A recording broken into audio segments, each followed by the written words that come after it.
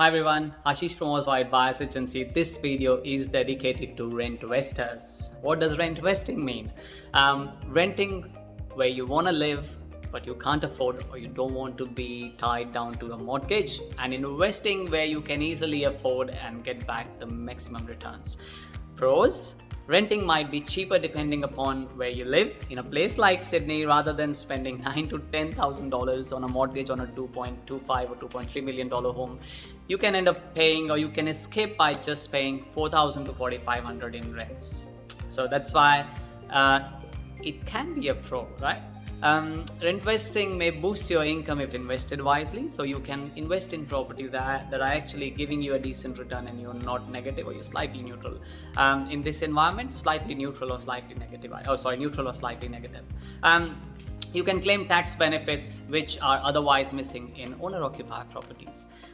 Fourth, there's no compromise to your lifestyle because you can afford where you live, and wherever you are investing is not putting a dent in your pocket.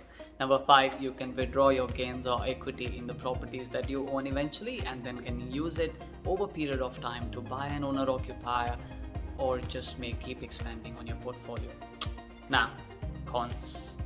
Every strategy has pros and cons. Now, this strategy is largely dependent on the median price on your state or area. For example, if you are in Perth, I'd still recommend you look at maybe getting an owner-occupier property first, same with Adelaide, maybe Victoria in some cases and areas. But yeah, it really depends on your state and also where your state is in part of its cycle of growth.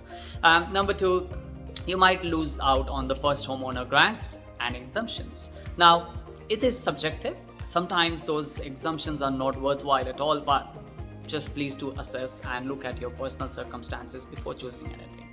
This is a generic advice. Number 3, which is the biggest one, is that you miss out on capital gains tax exemption, which means if you are living in your owner-occupier property and you spend any more than 12 months, you get capital gains tax exemption if you sell the property.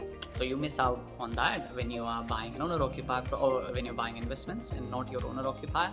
Number 4, you're on the mercy of your landlord. The landlord may come back because he had a fight with his girlfriend, or for whatever reasons they are planning to now upsize or downsize and they want to move back into your property, which means you'll end up moving one way or the other, right? So these are a few pros and cons. Now, is rentvesting right for you or not? Depends on which city you live in, median prices around you, your own financial goals and circumstances, your family's goals and circumstances, your kids' education needs, advice by your financial advisor or an accountant or a qualified buyer's agent who acts in your best interest always. If there's anything you need help on, do message me and I look forward to having a chat. Thank you so much. Until next time, Ashish.